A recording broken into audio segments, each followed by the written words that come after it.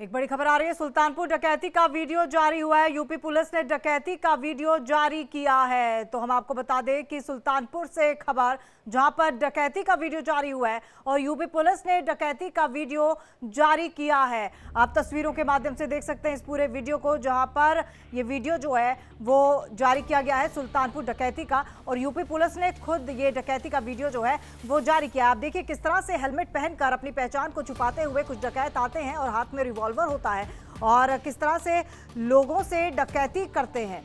ये देखिए, ये तस्वीरें जो हैं ये यूपी पुलिस ने ये तस्वीरें जो है वो जारी की हैं। लगभग 3 डकैत एक साथ आते हैं, सर पर हेलमेट होता है ताकि पहचान जो है वो छुपी रहे। 3 से ज्यादा डकैत हैं। आप देखिए किस तरह से वहां पर डकैती करते हैं और सामान वसूलते हुए नजर आ रहे हैं, पैसा वसूलते हुए नजर आ रहे हैं। तो ये डकैती का वीडियो जो है यूपी पुलिस ने जारी किया है। किस तरह से रिवॉल्वर दिखाते हुए आप देखिए वहां पर बैठे लोग जो हैं वो हाथ जोड़कर खड़े हैं। लोगों को शायद ये भय सता रहा है कि कहीं उनके साथ कुछ गलत ना हो जाए।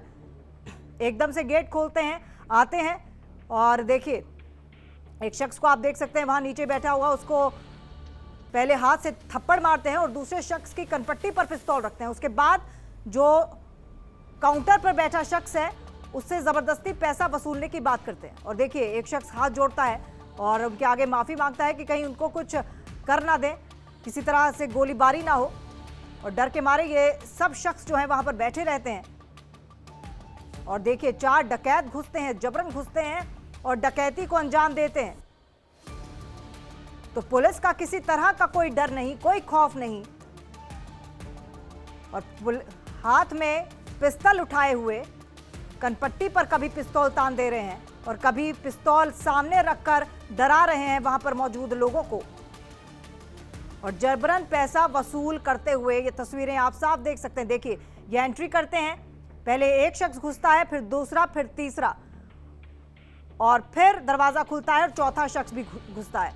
और देखिए वहां जो एक शख्स वहां गार्ड के तौर पर तैनात था उसको भी घसीट के अंदर लेकर आते हैं, उससे फोन छीनते हैं।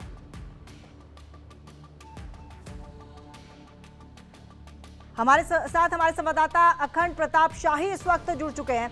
अखंड, जिस तरह की तस्वीरें आ रही हैं वाकई खौफनाक है। किस तरह से डकैती हो रही है? अखंड, आपको मेरी आवाज मिल पा रही है? तो दोबारा अखंड से जुड़ने की कोशिश करेंगे, लेकिन फिलहाल देखिए ये सुल्तानपुर डकैती का वीडियो जारी है और यूपी पुलिस ने खुद ये डकैती का वीडियो जारी किया है। और इस वीडियो को देखकर आप समझ सकते हैं कि किस तरह से ये डकैत घुसते हैं। किसी तरह का कोई खौफ नहीं है और ये एक नहीं, 2 नहीं, बल्कि 4 डकैत एक साथ और वहीं हम आपको बता दें कि अखिलेश यादव को ब्रिजेश पाठक का जवाब आया है। समाजवादी पार्टी का डीएनए ही गलत है, ये कहा है ब्रिजेश पाठक ने। सुल्तानपुर की घटना में प्रदेश की पुलिस ने तत्परता दिखाते हुए, चूंकि आधुनिक युग है, इलेक्ट्रॉनिक इंटेलिजेंस का युग है, हमारी सरकार ने सभी तथ्यों को गंभीरता के साथ जांच के दायरे में लेते हुए सर्विलांस के आधार पर, सीसीटीवी फुटेज के आधार पर तथ्यों को जानकारी एकत्र की। जो लोग वांछित थे सीसीटीवी फुटेज के आधार पर उनकी मोबाइल लोकेशन निकाल करके वांछित लोगों की पड़ताल करके, पहचान करके कार्रवाई प्रारंभ की। उस कार्रवाई के दौरान जो अपराधी पकड़े गए वो पुलिस मुठभेड़ में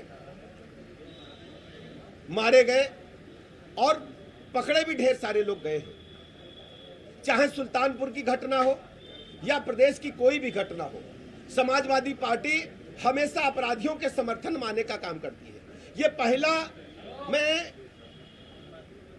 वाकया देख रहा हूं या पहला स्टेट देख रहा हूं जहां पर समाजवादी पार्टी, जिस व्यक्ति के यहां अपराध हुआ है, उस ज्वेलर्स के समर्थन में एक भी सेंटेंस समाजवादी पार्टी के मुखिया, समाजवादी पार्टी की तरफ से नहीं आया।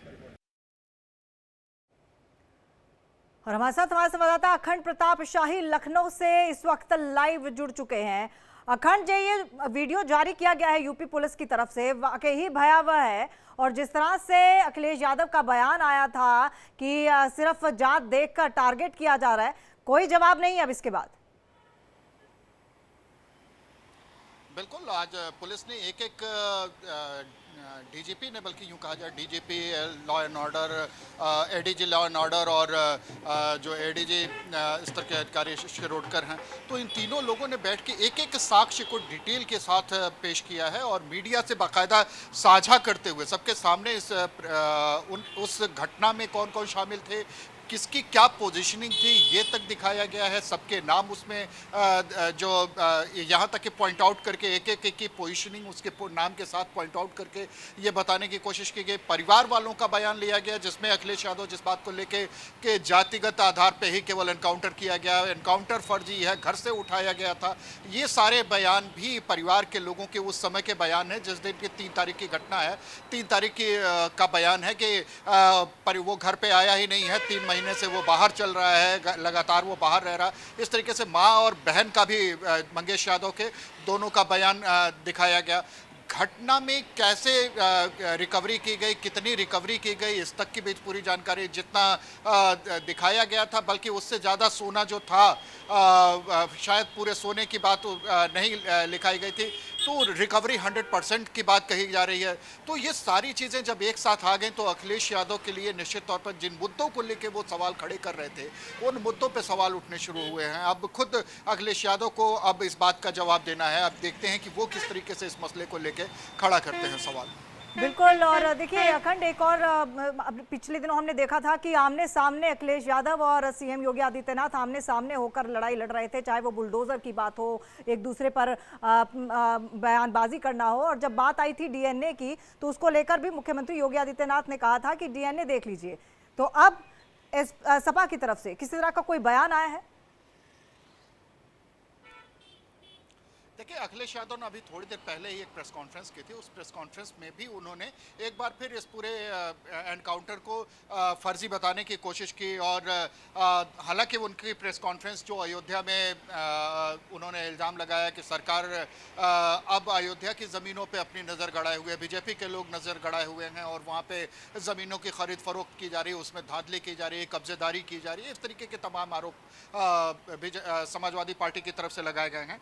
और इसमें एक बार फिर अखिलेश यादव की तरफ से ये कहा गया कि ये पूरा एनकाउंटर ही पूरी तरीके से फर्जी है, साक्ष्य गलत गढ़े गए हैं और ये सारे बयान उनकी तरफ से फिर दिए गए हैं। यहाँ तक कि उन्होंने ये भी कह दिया कि लूट का उन्होंने आरोप लगाया कि अयोध्या के किसानों की मांग थी और उस के सर्किल रेट बढ़ाया जाए, लेकिन किसानों से सस्ते दामों पर ज़मीनें जबरन ले ली गई, रेट नहीं बढ़ाया गया। अब इसके अलावा जो अखिलेश यादव ने जो ख़ास तौर पे जो कहा है इसमें मंगेश यादव के एनकाउंटर में कि गांव वाले भी कहते हैं पुलिस रात में उठा कर ले गई थी, जबकि अभी जो साक्ष्य पुलिस ने जो पेश किया है, डीजीपी ने खुद पेश किया है, मीडिया के सामने जो साझा किया है, उसमें मंगेश यादव की माँ और बहन का बयान भी रिकॉर्ड है। अब अखिलेश यादव इस बयान को किस तरीके से ले रहे हैं, किस तरीके से इस बयान को पेश किया जा रहा है, ये समझ में आने की वाली बात अलग हो जाती है कि इसको किस तरीके से इसमें राजनीति कैसे खेली जा रही है।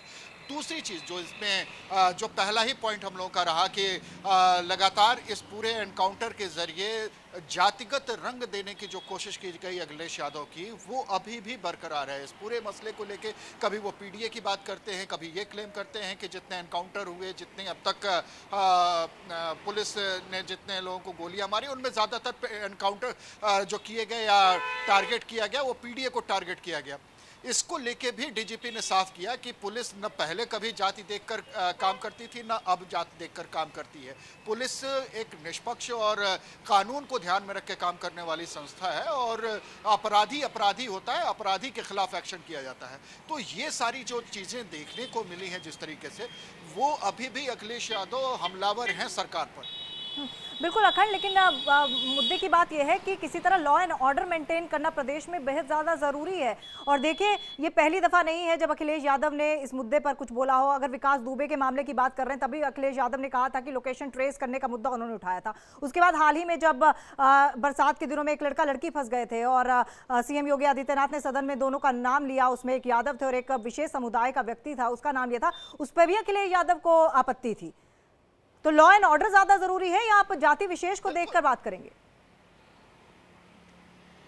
देखिए, यही राजनीति शायद इसी तरीके से अब घूम रही है। जिस तरीके से अखिलेश यादव चाह रहे हैं, उस तरीके से अखिलेश यादव जिस तरीके से बात कर रहे हैं सरकार को घेरने के लिए, जिस तरीके से जाति को हथियार बनाने की कोशिश की रहे हैं, दरअसल इनकी नज़र में आने वाले समय में जो उत्तर प्रदेश के 10 सीटें हैं उन विधानसभा की उपचुनाव की, उस पर ज़्यादा नज़र लगी हो। और इसके लिए वो एनी हाउ वो जीतने के लिए वो एक काम ज़रूर कर रहे हैं कि सरकार को घेरने के लिए जातिगत आधार पर ही घेरा जाए। तो जातिगत आधार के लिए उन्होंने कभी ये कहा कि एक जाति विशेष के लोगों को ही टारगेट किया जा रहा है, फिर उनका उसमें चूंकि वो यादव जाति का बिरादरी से आता है, मंगेश यादव, जिसका एनकाउंटर किया गया इस लूट कांड में, और उसके बाद जब मसला आता है तो चाहे वो अयोध्या में जिस तरीके से मुबीद खान का जिस तरीके से मुहित खान का जो बुलडोजर चलाया गया उसके जो अवैध कब्जे के ऊपर, उस पर भी आपत्ति थी। उसमें भी जब लड़की का डीएनए भी जिस तरीके से चेक कराने की बात हो रही थी कि लड़की का डीएनए चेक कराया जाए, उसका डीएनए चेक कराया जाए, ये मसला भी लेके खड़े हो जाते हैं। नवाब सिंह यादव का मसला भी आता है, रेप के आरोपी हैं, वो भी आरोपी है, उसके खिलाफ भी सरकार पर एक पीडीए को ही लेके वो हमलावर रुख अख्तियार करते हैं।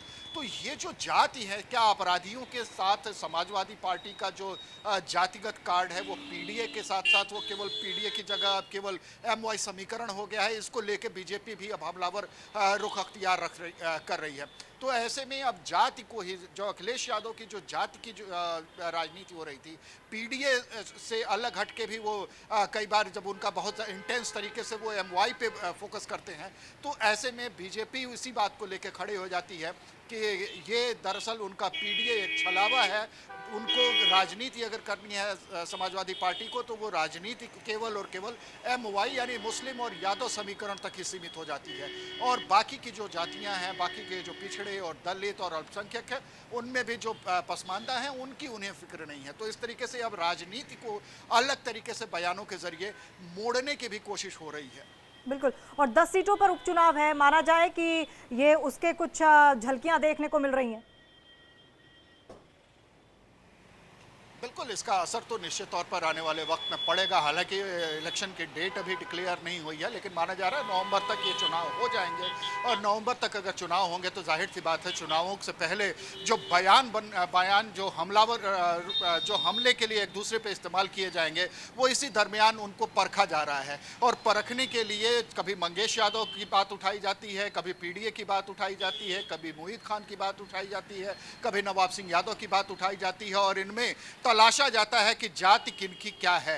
और ऐसे में जब सिमट के जातियों की का पूरा आंकड़ा जब सिमट के आता है तो एमवाई समीकरण तक आके फिट होता है। तो ऐसे में समाजवादी पार्टी, बिल्कुल, बहुत बहुत धन्यवाद अखंड आपका तमाम जानकारी के लिए। तो आगे बढ़ते हैं और शिमला से बड़ी खबर से आपको रूबरू कराते हैं, क्योंकि शिमला में अवैध मस्जिद निर्माण का जो मामला है लगातार गर्माता जा रहा है। लाठीचार्ज के विरोध में हिंदू संगठनों का प्रदर्शन लगातार देखने को मिल रहा है। पुलिस कार्रवाई के विरोध में बाजारों को भी बंद कर दिया गया है। व्यापारियों का शिमला में विरोध प्रदर्शन लगातार जारी है। कल विरोध पर पुलिस ने लाठीचार्ज किया था, और उसी लाठीचार्ज को लेकर वहां के स्थानीय लोग खासे नाराज हैं, पुलिस प्रशासन से नाराज हैं, पुलिस की कार्रवाई से नाराज हैं, और इसी के चलते आज बाजार बंद की घोषणा की गई, और इस घोषणा का असर भी वहां पर देखने को मिला। आज बाजार वहां पर बंद है। हम आपको बता दें कि शिमला में लगातार अब ये जो मुद्दा है मस्जिद को लेकर अब गर्माता जा रहा है। पुलिस की कार्रवाई से लोग खासे हताश हैं। पुलिस कार्रवाई के विरोध में बाजार बंद कर दिए गए। लाठीचार्ज के विरोध में हिंदू संगठनों का प्रदर्शन जो है वो लगातार चल रहा है। शिमला में अवैध मस्जिद का निर्माण मामला, और इस मामले को लेकर लगातार अब गर्माता जा रहा है ये मामला। लाठीचार्ज के विरोध में हिंदू संगठनों का प्रदर्शन भी देखने को मिल रहा है। पुलिस कार्रवाई के विरोध में बाजार बंद कर दिए गए हैं, और इस बाजार बंद का असर भी देखने को मिल रहा है। तमाम लोग आज भी प्रदर्शन कर रहे हैं, और व्यापारियों का शिमला में विरोध प्रदर्शन लगातार जारी है। आयुषी हमारे साथ शिमला से लाइव इस वक्त जुड़ चुकी हैं। आयुषी, ओवर टू यू, क्या कुछ तस्वीरें? जी बिल्कुल, आज सुबह से ही शिमला की सड़कों पे फिर से स्पेशली अगर मॉल रोड की बात करें, जो एक शिमला का सबसे बड़ा मार्केट एरिया है, वहाँ की दुकानें बंद कर दी गई थी। इसका आह्वान किया गया था कि आज हम शांतिपूर्ण तरीके से अपनी नाराज़गी प्रकट करेंगे और इसका तरीका ये था कि आज मॉल रोड की सभी दुकानें बंद थी। और इसके बीच में ही आपको बता दें कि कुछ लोगों ने शिमला एसपी के इस्तीफे की मांग की, जिसको लेकर लगभग 1000 लोग जो थे वो मॉल रोड से लेकर डीसी ऑफिस तक गए। वहां जाके उन्होंने प्रशासन के खिलाफ नारेबाजी की, उन्होंने प्रशासन की कार्रवाई पर सवाल उठाए और फिर शिमला एसपी के इस्तीफे की मांग की। इस्तीफे की मांग इसलिए की जा रही है क्योंकि कल जब शिमला की सड़कों पे मस्जिद के खिलाफ, मस्जिद में के अवैध निर्माण के खिलाफ जब लोग सड़कों पे थे, तो उस वक्त जो पुलिस प्रशासन द्वारा जो कार्रवाई की गई, चाहे वो वाटर कैनन हो, चाहे वो लाठीचार्ज हो, या जिस भी तरीके से प्रशासन उस भीड़ को कंट्रोल करने की कोशिश की, इसको लेकर कहीं ना कहीं आज शिमला की जनता नाराज नजर आई। उनका कहना है कि हमने जब अपनी आवाज बुलंद करने की सोची तो पुलिस ने हमें लाठी डंडों से घायल कर दिया और ऐसे में प्रशासन की जिम्मेदारी है, प्रशासन की लापरवाही है कि आखिर उन्होंने मस्जिद बनने दिया और हमें अपनी आवाज़ नहीं उठाने दे रहे। तो पूरे दिन ये तमाम चीज़ें चल रही थी, लेकिन इस वक्त की जो सबसे बड़ी खबर है मैं आपको वो बता दूं कि मैं अभी मौजूद हूँ हिमाचल प्रदेश के, आप देख सकते हैं हिमाचल प्रदेश के सरकार के जो सचिवालय हैं, यहाँ मैं मौजूद हूँ। अंदर ही सीएमओ बैठते हैं, सीएम का जो पूरा कैबिनेट है वो अंदर बैठता है। और आपको बता दें कि यहाँ पे जिस तरीके से आज सुबह से ही जो गहमा गहमी है वो देखने को मिल रही है, लगातार मंत्रियों के साथ बैठकों का दौर जारी है। और ऐसे में हमने अभी बात की नरेश चौहान से, जो कि मुख्यमंत्री सुखविंदर सिंह सुक्खू जी के जो प्रिंसिपल एडवाइजर हैं, उनसे हमने खास बातचीत की, उनसे जाना कि आखिर इस पूरे मामले को सरकार किस नज़रिए से देख रही है, ये हम जानने की कोशिश किए। और आपको बता दें कि उनका कहना है कि ये कोई सांप्रदायिक घटना नहीं थी, इसको एक सांप्रदायिक चश्मे से देखा जा रहा है, जबकि एक सिर्फ अवैध निर्माण की घटना थी और जिसको लेकर हम लगातार कानूनी प्रक्रिया कर रहे हैं। लेकिन ऐसे में आपको बता दें कि इसको लेकर उन्होंने कहा कि मुस्लिम पक्ष द्वारा एक बड़ी पहल की गई है। मुस्लिम पक्ष द्वारा खास तौर पे जो संजौली मस्जिद कमेटी है, उनकी तरफ से कहा गया है कि वो खुद अब इस मस्जिद को ध्वस्त करेंगे, उस मस्जिद का डिमोलिशन वो खुद करेंगे। और उन्होंने खुद नगर निगम को आके ये विज्ञापन सौंपा है, ज्ञापन कि आप आके वहाँ पे सील कर दे, जो भी मंजिल जो भी अवैध बनाए गए हैं उसको आप सील कर दे और आपकी मदद हम करेंगे इन मंजिलों को तोड़ने के लिए। क्योंकि जो मुस्लिम पक्ष हैं या जो मस्जिद कमेटी के जो लोग हैं, उनका कहना है कि हम शांति का उपदेश देना चाहते हैं, हम शांति का प्रतीक स्थापित करना चाहते हैं, जिसकी वजह से हम ये पहल कर रहे हैं ताकि जो शिमला कल तक शांत खूबसूरत अपने वादियों के लिए जाना जाता था, आज वो इस आग की ज्वाला में ना जले।